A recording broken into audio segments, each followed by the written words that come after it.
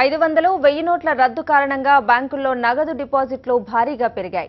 పెద్ద నోట్ల రద్దు అనంతర పరిణామాలను నిశితంగా పరిశీలిస్తున్న కేంద్ర ఆర్థిక శాఖ ఎప్పటికప్పుడు కొత్త నిర్ణయాలు తీసుకుంటూ ముందుకెళ్తోంది. ఈ నేపథ్యంలో శుక్రవారం ఆర్థిక శాఖ పలు కీలక నిర్ణయాలు తీసుకుంది. డిసెంబర్ 30 లోపు స్వయంగా ఆదాయ వివరాలు వెల్లడిస్తే 50% పన్ను విధించాలని నిర్ణయించినట్లు ఆర్థిక శాఖ వర్గాలు వెల్లడించాయి. మిగిలిన మొత్తాన్ని ఐటీ శాఖ స్వాధీనం చేసుకుని 4 ఏళ్లలో తిరిగి చెల్లిస్తుంది. రద్దయిన నోట్లు బ్యాంకుల్లో జమ చేసి వెల్లడించిన వారి పట్ల కఠినంగా వ్యవహరించే యోచనలో ఉన్నట్లు సమాచారం. వెల్లడి చేయని డిపాజిట్లపై 60% పన్ను విధించే యోచనలో ఆర్థిక శాఖ ఉంది. స్వాధీనం చేసుకున్న మొత్తం తిరిగి చెల్లించే గడువు కూడా ఎక్కువ కాలం ఉంటుందని సమాచారం. ప్రస్తుత పార్లమెంట్ సమావేశాల్లోనే ఐటీ చట్ట సవరణలకు ఆమోదం పొందాలని కేంద్ర ప్రభుత్వం భావిస్తోంది.